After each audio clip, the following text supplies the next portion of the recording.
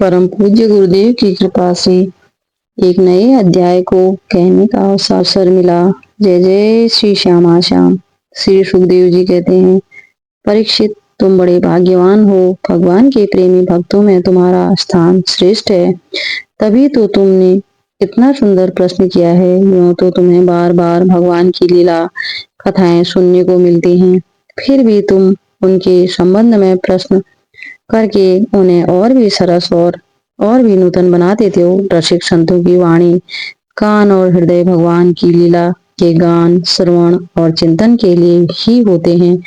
उनका यह स्वभाव ही होता है कि वे क्षण प्रतिक्षण भगवान की लीलाओं को अपूर्व रसमयी और नित्य नूतन अनुभव करते रहें। ठीक वैसे ही जैसे लंपट पुरुषों को स्त्रियों की चर्चा में नया नया रस जान पड़ता है।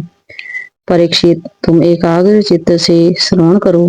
यद्यपि भगवान की यह लीला अत्यंत रहस्यमयी है, फिर भी मैं तुम्हें सुनाता हूँ, क्योंकि दयालु आचार्यगण अपने प्रेमी शिष्य को गुप्त रहस्य भी बतला दिया करते हैं।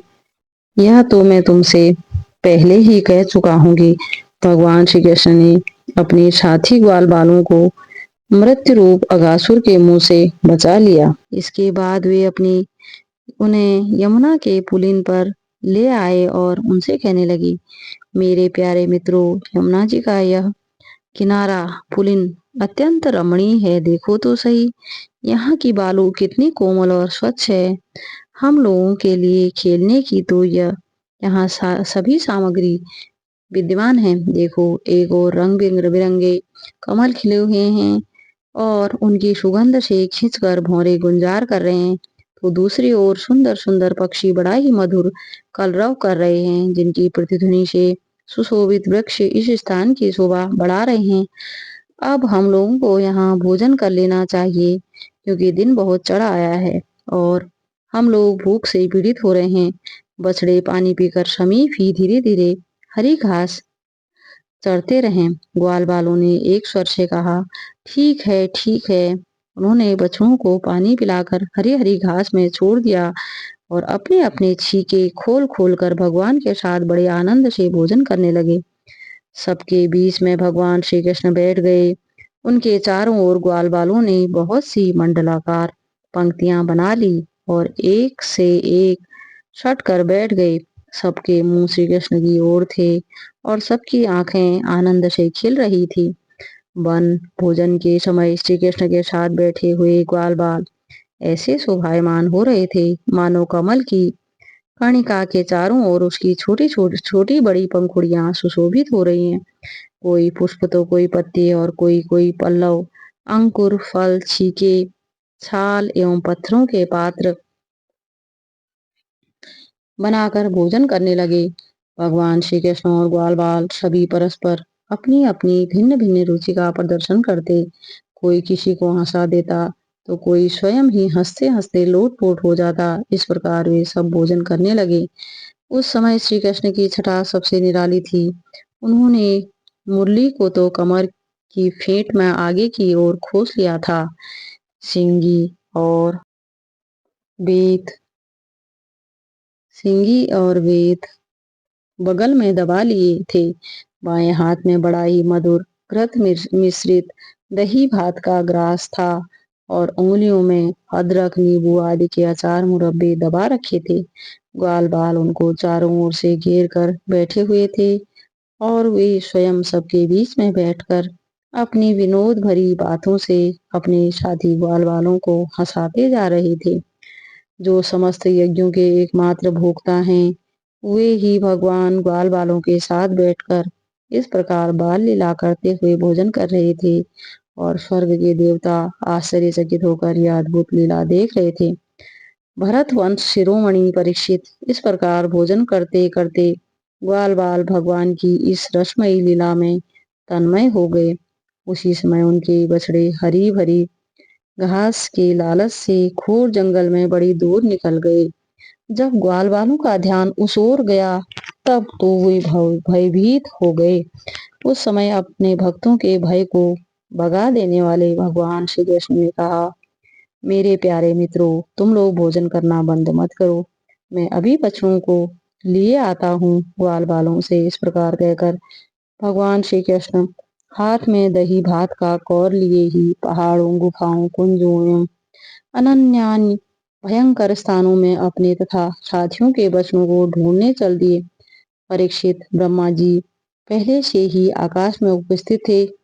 प्रभु के प्रभाव से अघासुर का मोक्ष देखकर उन्हें बड़ा आश्चर्य हुआ। उन्होंने सोचा कि लीला से मनुष्य बालक बने हुए भगवान श्री कृष्ण की कोई और मनोहर महिमामयी लीला देखनी चाहिए। ऐसा सोचकर उन्होंने पहले तो बछड़ों और भगवान श्री कृष्ण के चले जाने पर ग्वाल बालों को भी अन्यत्र ले जाकर रख दिया और स्वयं अंतर्ध्यान हो गए। अंततः वे जड़ कमल ही तो संतान हैं।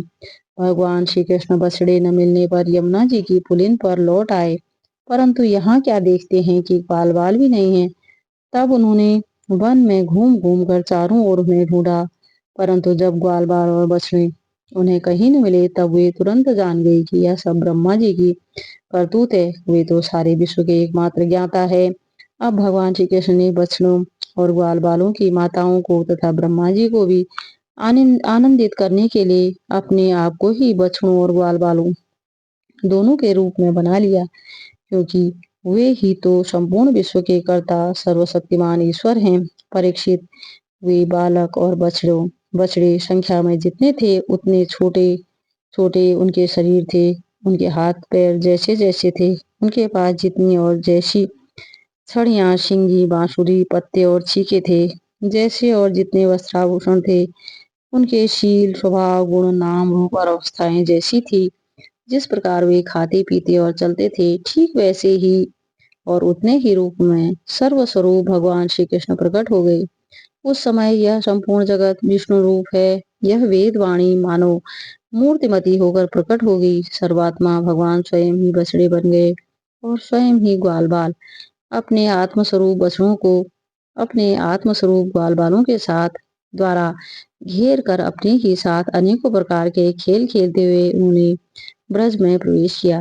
परीक्षित, जिस ग्वाल बाल के जो बछड़े थे उन्हें उसी ग्वाल बाल के रूप से अलग अलग ले जाकर उसी के बाखल में घुसा दिया और विभिन्न बालकों के रूप में उनके भिन्न भिन्न घरों में चले गए। ग्वाल बालों की माताएं बांसुरी की तान सुनते ही जल्दी से दौड़ आई। ग्वाल बाल बने हुए परम ब्रह्म श्री कृष्ण को अपने बच्चे समझकर हाथों से उठाकर उनमें जोर से हृदय से लगा लिया। वे अपने स्तनों से वात्सल्य स्नेह की अधिकता के कारण सुधा से भी मधुर और आशव से भी मादक चुचवाता हुआ दूध उन्हें पिलाने लगी। परीक्षित, इसी प्रकार प्रतिदिन संध्या समय भगवान श्री कृष्ण उन ग्वाल बालों के रूप में वन से लौट आते और अपनी बाल सुलभ लीलाओं से माताओं को आनंदित करते। वे माताएं उन्हें उपटन लगाती, नहलाती, चंदन का लेप करती और अच्छे अच्छे वस्त्रों तथा गहनों से सजाती। दोनों भावों के बीच में डीठ से बचाने के लिए काजल का डिठौना लगा देती और भोजन कराती और तरह तरह से बड़े लाड़ प्यार से उनका लालन पालन करती। ग्वालिनों के समान गौएं भी जब जंगलों से चर कर जल्दी जल्दी दौड़ती और उनकी हुंकार सुनकर उनके प्यारे बछड़े दौड़ दौड़ कर उनके पास आ जाते। तब वे बार बार उन्हें अपनी जीभ से चाटती और अपना दूध पिलाती।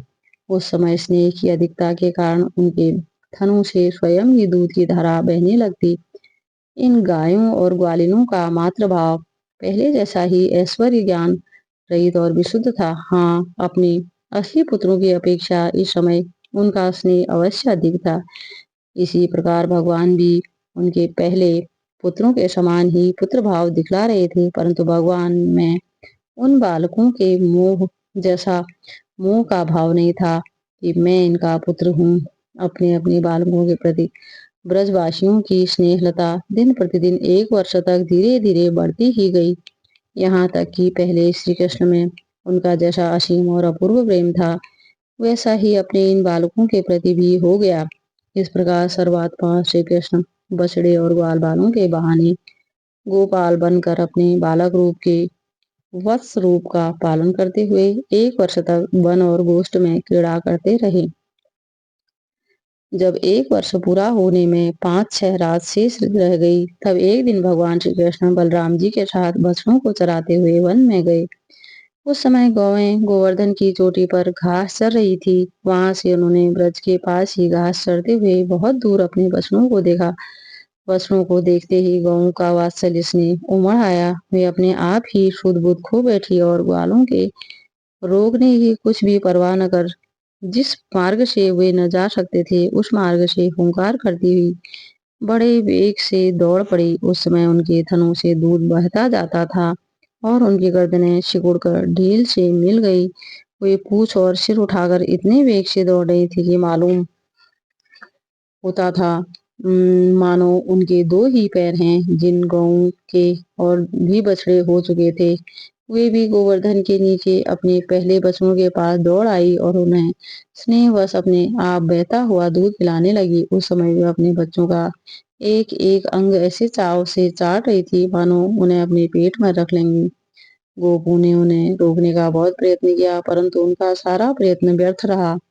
उन्हें अपनी विफलता पर कुछ लज्जा और गायों पर बड़ा क्रोध आया। जब वे बहुत कष्ट उठाकर उस कठिन मार्ग से उस स्थान पर पहुंचे, तब उन्होंने बच्चों के साथ अपने बालकों को भी देखा। अपने बच्चों को देखते ही उनका हृदय प्रेम से सराबोर हो गया। बालकों के प्रति अनुराग की बाढ़ आ गई। उनका क्रोध न जाने कहाँ हवा हो गया। उन्होंने अपने अपने बालकों को गोद में उठाकर हृदय से लगा लिया और उनका मस्तक सूंघकर अत्यंत आनंदित हुई। बूढ़े गोपों को अपने बालकों के आलिंगन से परम आनंद प्राप्त हुआ। वे निहाल हो गए, फिर बड़े कष्ट से उन्हें छोड़कर धीरे धीरे वहां से गए। जाने के बाद भी बालकों के और उनके आलिंगन के स्मरण से उनके नेत्रों में प्रेम के आंसू बहते रहे। बलराम जी ने देखा कि ब्रजवासी गोप गौएं और ग्वालिनें उन संतानों पर भी जिन्होंने अपनी माँ का दूध पीना छोड़ दिया है, क्षण प्रति क्षण प्रेम संपत्ति और उनके अनुरूप उत्कंठा बढ़ती ही जा रही है। तब वे विचार में पड़ गए, क्योंकि उन्हें इसका कारण मालूम न था। यह कैसी विचित्र बात है। सर्वात्मा श्री कृष्ण में ब्रजवासियों का और मेरा जैसा अपूर्व स्नेह है, वैसा ही इन बालकों और बच्चों पर भी बढ़ता जा रहा है।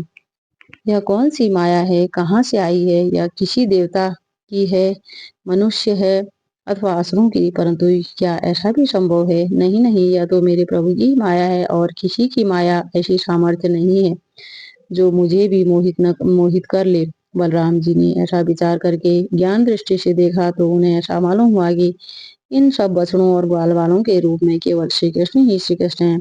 तब उन्होंने श्री कृष्ण से कहा, भगवान, ये ग्वाल बाल और बछड़े न देवता हैं न तो कोई ऋषि हैं। इन भिन्न भिन्न रूपों का आश्रय लेने पर भी आप अकेले ही इस रूप में इन रूपों में प्रकाशित हो रहे हैं। कृपया स्पष्ट करके थोड़े में ही यह बतला दीजिए कि आप इस प्रकार बछड़े, बालक, सिंगी, रस्सी आदि के रूप में अलग अलग क्यों प्रकाशित हो रहे हैं। तब भगवान ने ब्रह्मा की सारी करतूत सुनाई और बलराम जी ने सब बातें जान ली। परीक्षित, तब तक ब्रह्मा जी ब्रह्मलोक से ब्रज में लौट आए। उनके कालमान से अब तक केवल एक त्रुटि जितनी देर में तीखी सुई से कमल की पंखुड़ी छिरे समय व्यतीत हुआ था। उन्होंने देखा कि भगवान श्री कृष्ण ग्वाल बाल और बछड़ों के साथ 1 साल से पहले की ही भांति क्रीड़ा कर रहे हैं। वे सोचने लगे, गोकुल में जितने भी ग्वाल बाल और बछड़े थे, वे तो मेरी माया मई सैया पर सो रहे हैं। उनको तो मैंने अपनी माया से अचेत कर दिया था। वे तब से अब तक सचेत नहीं हुए।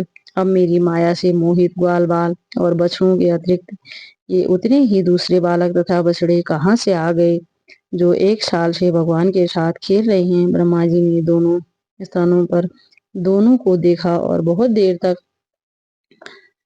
ध्यान करके अपनी ज्ञान दृष्टि से उसका रहस्य खोलना चाहा, परंतु इन दोनों में कौन से पहले के ग्वाल बाल हैं और कौन से पीछे बना लिए गए हैं, इनमें कौन सच्चे और कौन बनावटी, यह बात वे किसी प्रकार न समझ सके।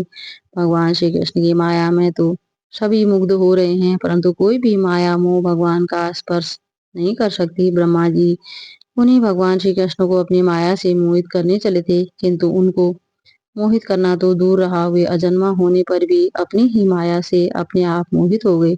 जिस प्रकार रात के घोर अंधकार में कोहरे के अंधकार का और दिन के प्रकाश में जुगनू के प्रकाश का पता नहीं चलता, वैसे ही जब शूद्र पुरुष महापुरुषों पर अपनी माया का प्रयोग करते हैं, तब उनका तो कुछ बिगाड़ नहीं सकती, अपना ही प्रभाव खो बैठती है। ब्रह्मा जी विचार कर ही रहे थे कि उनके देखते देखते उसी क्षण सभी ग्वाल बाल और बछड़े श्री कृष्ण के रूप में दिखाई पड़ने लगे। सबके सब सजल जलधर के समान श्याम वर्ण पीताम्बरधारी, शंख चक्र गदा और पद्म से युक्त चतुर्भुज, सबके सिर पर मुकुट, कानों में कुंडल और कंठों में मनोहर हार तथा वनमालाएं शोभायमान हो रही थी। उनके वक्षस्थल पर स्वर्ण की सुनहली रेखा, श्रीवत्स बाहुओं में बाजूबंद, कलाइयों में शंखाकार रत्नों से जड़े कंगन, चरणों में नुपुर और कड़े, कमर में करगनी तथा अंगुलियों में अंगूठियां जगमगा रही थी। वे नख से शिख तक समस्त अंगों में कोमल और नूतन तुलसी की मालाएं, जो उन्हें बड़े भाग्यशाली भक्तों ने पहनाई थी, धारण किए हुए थे। उनकी मुस्कान चांदनी के समान उज्जवल थी और रत्नारे नेत्रों की कटाक्षपूर्ण चितवन बड़ी ही मधुर थी। ऐसा जान पड़ता था मानो वे उन दोनों द्वारा सत्व गुण और रजोगुण को स्वीकार करके भक्तजनों के हृदय में शुद्ध लालसाएं जगाकर उनको पूर्ण कर रहे हैं। ब्रह्मा जी ने यह भी देखा कि उन्हीं के जैसे दूसरे ब्रह्मा से लेकर तृण तक सभी चराचर जीव मूर्तिमान होकर नाचते गाते अनेक प्रकार की पूजा सामग्री से अलग अलग भगवान के उन सब रूपों की उपासना कर रहे हैं। उन्हें अलग अलग अणिमा, महिमा आदि सिद्धियां, माया विद्या आदि विभूतियां और महतत्व आदि 24 तत्व चारों ओर से घेरे हुए हैं। प्रकृति में शोभ उत्पन्न करने वाला काल, उसके परिणाम का कारण स्वभाव, वासनाओं को जगाने वाला संस्कार, कामनाएं, कर्म, विषय और फल सभी मूर्तिमान होकर भगवान के प्रत्येक रूप की उपासना कर रहे हैं। भगवान की सत्ता और महत्ता के सामने उन सभी की सत्ता और महत्ता अपना अस्तित्व खो बैठी थी। ब्रह्मा जी ने यह भी देखा कि वे सभी भूत, भविष्य और वर्तमान काल के द्वारा सीमित नहीं है, त्रिकाल बाधित सत्य हैं। वे सब के सब स्वयं प्रकाश और केवल अनंत आनंद स्वरूप हैं। उनमें जड़ता अथवा चेतनता का भेदभाव नहीं है। वे सब के सब एक रस हैं। यहाँ तक कि उपनिषदर्शी तत्वज्ञानियों की दृष्टि भी उनकी अनंत महिमा का स्पर्श नहीं कर सकती। इस प्रकार ब्रह्मा जी ने एक साथ ही देखा कि वे सब के सब उन परम ब्रह्म परमात्मा श्री कृष्ण के ही स्वरूप हैं, जिनके प्रकाश से यह सारा चराचर जगत प्रकाशित हो रहा है। यह अत्यंत आश्चर्यमय दृश्य देखकर ब्रह्मा जी तो चकित रह गए। उनकी 11 इंद्रियां, 5 कर्मेंद्रियां, 5 ज्ञानेंद्रियां और एक मन शुद्ध एवं स्तब्ध रह गई। वे भगवान के तेज से निस्तेज होकर मौन हो गए। उस समय वे स्तब्ध होकर खड़े रह गए, मानो वज्र के अधिष्ठात्र देवता के पास एक पुतली रखी हो। परीक्षित, भगवान का स्वरूप तर्क से परे है। उनकी महिमा असाधारण है। वह स्वयं प्रकाश, आनंद स्वरूप और माया से अतीत है। वेदांत भी साक्षात रूप से उनका वर्णन करने में असमर्थ हैं। इसलिए उससे भिन्न का निषेध करके आनंद स्वरूप ब्रह्मा का किसी प्रकार कुछ संकेत करता है। यद्यपि ब्रह्मा जी समस्त विद्याओं के अधिपति हैं, तथापि भगवान के दिव्य स्वरूप को वे तनिक भी न समझ सके कि यह क्या है। यहाँ तक कि वे भगवान के उन महिमामय रूपों को देखने में भी असमर्थ हो गए। उनकी आंखें मूंद गई। भगवान श्री कृष्ण ने ब्रह्मा के इस मोह और असमर्थता को जानकर बिना किसी प्रयास के तुरंत अपनी माया का पर्दा हटा दिया। इससे ब्रह्मा जी को बाह्य ज्ञान हुआ। वे मानो मरकर फिर जी उठे। सचेत होकर उन्होंने ज्यों त्यों करके बड़े कष्ट से अपने नेत्र खोले। तब कहीं उन्हें अपने शरीर और यह जगत दिखाई पड़ा। फिर ब्रह्मा जी जब चारों ओर देखने लगे, तब पहले दिशाएं, उसके बाद तुरंत ही उनके सामने वृंदावन दिखाई पड़ा। वृंदावन सबके लिए एक सा प्यारा है। जिधर देखिए उधर ही जीवों को जीवन देने वाले फल और फूलों से लदे हुए हरे हरे पत्तों से लहराते हुए वृक्षों की पातें शोभा पा रही हैं। भगवान श्री कृष्ण की लीला भूमि होने के कारण वृंदावन घाम में, क्रोध में, तृष्णा आदि दोष प्रवेश नहीं कर सकते और यहाँ स्वभाव से ही परस्पर दुस्त्यज बैर रखने वाले मनुष्य और पशु पक्षी भी प्रेमी मित्रों के समान हिल मिलकर एक साथ रहते हैं। ब्रह्मा जी ने वृंदावन का दर्शन करने के बाद देखा कि अदिति परम ब्रह्म गोवंश के बालक का सा नाट्य कर रहा है। एक होने पर भी उनके सखा हैं, अनंत होने पर भी वह इधर-उधर घूम रहे हैं और उसका ज्ञान अगाध होने पर भी वह अपनी ग्वाल-बाल और बछड़ों को ढूँढ रहे हैं। ब्रह्मा जी ने देखा कि जैसे भगवान श्री कृष्ण पहले अपने हाथ में दही भात का कौल लिए उन्हें ढूँढ रहे थे, वैसे ही अब भी अकेले ही उनकी खोज में लगे हैं। भगवान को देखते ही ब्रह्मा जी अपने वाहन हंस से कूद पड़े और सोने के समान चमकते हुए अपने शरीर थे पृथ्वी पर दंड के समान गिर पड़े। उन्होंने अपने चारों मुकुटों के अग्रभाग से भगवान के चरण कमलों का स्पर्श करके नमस्कार किया और आनंद के आंसू की धारा से उन्हें नहला दिया। वे भगवान श्री कृष्ण की पहले देखी हुई महिमा का बार बार स्मरण करते, उनके चरणों पर गिरते और उठ उठकर फिर गिर पड़ते। उसी प्रकार बहुत देर तक वे भगवान के चरणों में ही पड़े रहे। फिर धीरे धीरे उठे और अपने नेत्रों के आंसू पोंछे। प्रेम और मुक्ति के एकमात्र उद्गम भगवान को देखकर उनका सिर झुक गया। वे कांपने लगे, अंजलि बांधकर बड़ी नम्रता और एकाग्रता के साथ गदगद वाणी से भगवान की स्तुति करने लगी। बोलो जय जय श्यामा श्याम।